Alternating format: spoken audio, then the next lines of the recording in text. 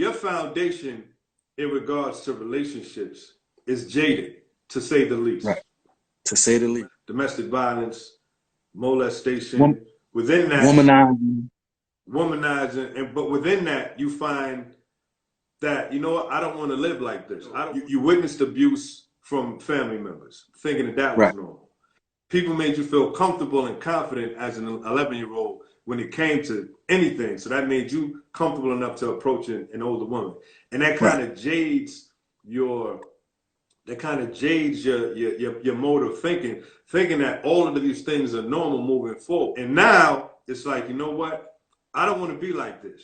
Like, I got to untrain my brain to thinking that what's normal is not. Right. And so now you got to kind of start on your own, and you get into chapter 2, and the chapter 2 is it's titled Sideshow. It's Sideshow, and I don't want to lie to like discount what we talked about. Right. But we get into chapter 2, and it's called Sideshow, and I can understand why now. You know what I mean? You refer to people, woman number 1, woman number 2, like. It really looks like a movie script. So I want you to get into, like, as you came out of that fog of what I thought was good is not, and now I'm trying to figure out this relationship thing for myself because I want something totally different from what I thought I wanted at one point. So speak on that. Well, I mean, because of the popularity, and back then I was very, very popular. Everywhere I went, I rode by myself and I had a crew. So the sex and the women went along with the popularity. So for me, my numbers are high. You know how they talk about women and the dick on their jacket. Well, when it comes to me and the amount of women I've been with, it's very high, the amount of women I had, even up to senior year of high school, bro. It was enormous. So we didn't even get into college. Once I started college, it was just ridiculous. So I really felt in my heart like I met woman number 1 and I met woman number 2 at the same time. One was at White Castle. I left White Castle, went down to the Zanzibar, met that one on the corner, ended up having number 2 as my girlfriend that I was in love with. We had the same birthday, the whole 9. And I put her in the book because I was still struggling. So in struggling and learning, I still had 2 women. The one woman who I was having the whatever with, and then the other woman who I was trying to learn to be with. And that went on for about 5 years with both women simultaneously. So it was still something in there it's still something in there. And, woman number 2 didn't find this out till I wrote the book. And I asked for her permission to put it in there. She gave me the permission. But when she found out that I was cheating on her the whole relationship, I don't think it was good, but I had to be honest. I wasn't writing this book to hide stuff.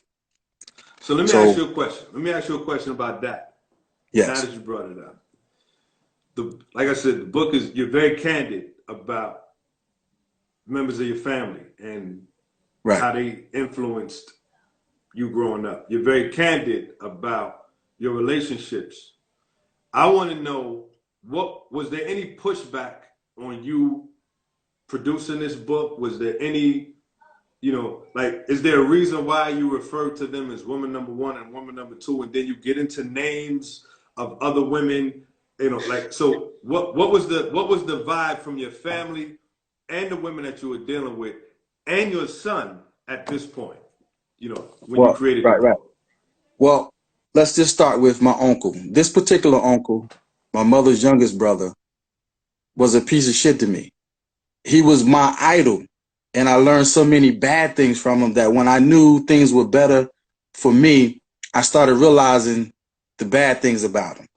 So it just turned out to be he was the same uncle that he didn't understand my willpower when I told him I would never drink alcohol. So one day, I think I put this in the book. This is in the book. One day he says, if you have willpower, you could hit this pipe, which was a crack pipe, and never hit it again. So I looked him in the face and I said, I'm going to do you one better. I'm never going to hit the crack pipe. That's where you fucked up. So our relationship was different after that because he tried to ruin my life with that action. and we've been rocky ever since. I love him because he's my uncle, but I hate him because of who he is as a man. So that was kind of rough, and I wasn't going to hide that in this book. And he has kids, and those kids don't understand why I needed to get that out of my system, but it was important to me. So I put it in the book. I wasn't going to write this book without going along with people need to know how I turned out to be 49 years old, never tasted a beer, never even had a drop of alcohol in me, because I made that decision as an 8-year-old watching him. I'm not doing it. If it's going to make me him, I'm not doing it. And then when I put my hands on that high school girlfriend, it made me think, oh, I'm turning into him.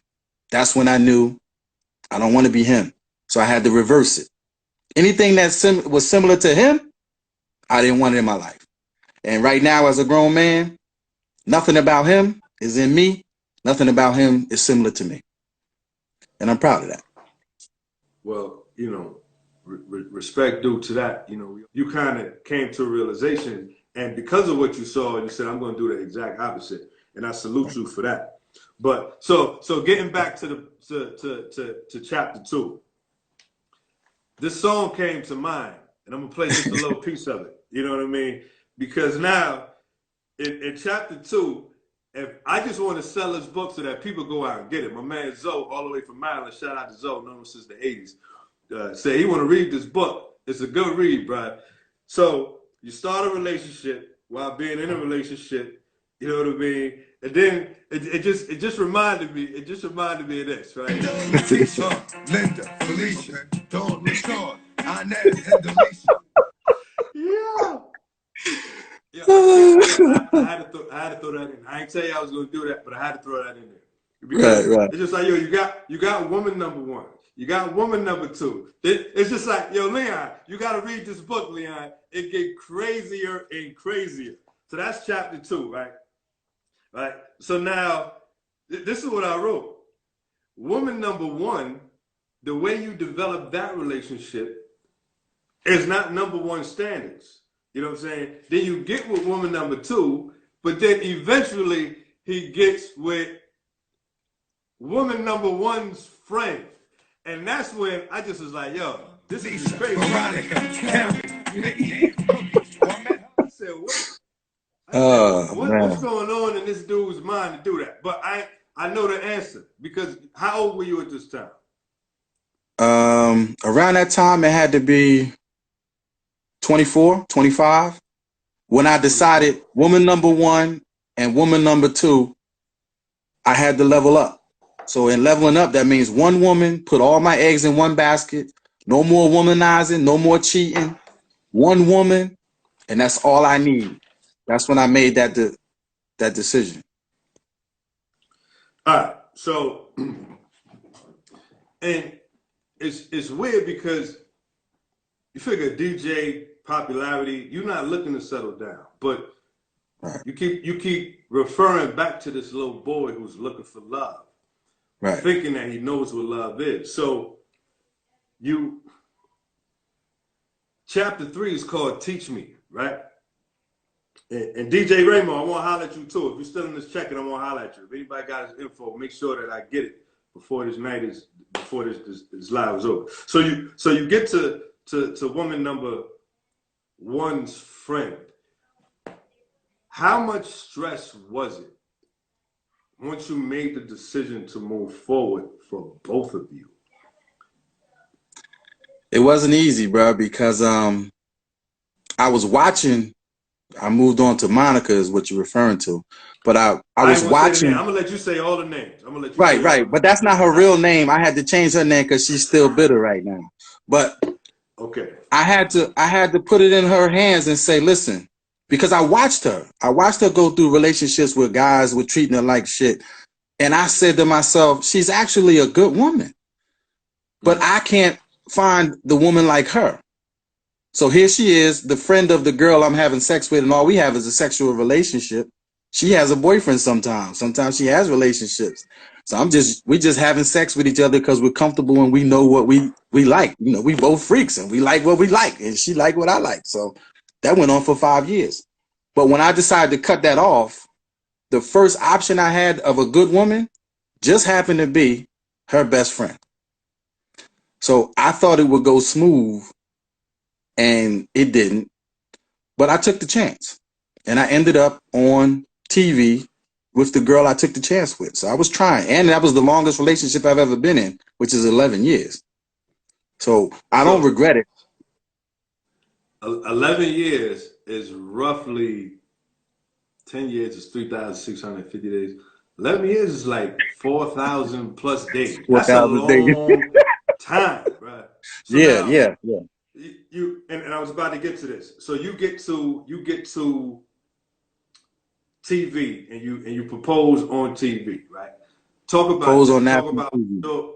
Talk about who show it was. Talk about how all that came about. Well, me being special, I've always had this thing. It's just like the butterfly, you know, with that, it's got to be something special. So I just can't do the engagement like everybody else. So I took a chance. I called the producer of the show. They just so happened to have a surprise engagement show coming up. I said, I want in. I want to get on there. They were like, well, why do you think we should put you in? Come on in for an interview. So I told them, I said, look, she's my sister. The show host was my sister. In my mind, I was telling them they didn't believe me. So let me talk to her. So I just went on with the interview, and they said, we like your style. They like your story. We're going to let you and your girl come on. You can propose to her on surprise engagement. And that's how I got on the show. So I didn't even need the host's help, and surprised her when we showed up and we were there. She was like, you know, how you get on here? You ain't tell me. I said, I did it. I wanted to do that on my own. I didn't want you to help me with that. And I got on. It was Queen Latifah's talk show. So I went on there with the, you know, surprise engagement, and we had a good time, and I didn't marry that girl. So that 11-year relationship went down the drain because I don't think we were actually meant to be together forever. And I'm looking for forever back then. I was looking for a forever. I'm still looking for a forever because many women don't look at you as you're there forever. And I can tell looking in their eyes. So I've been searching for that forever. My butterfly, I'm still searching for that butterfly.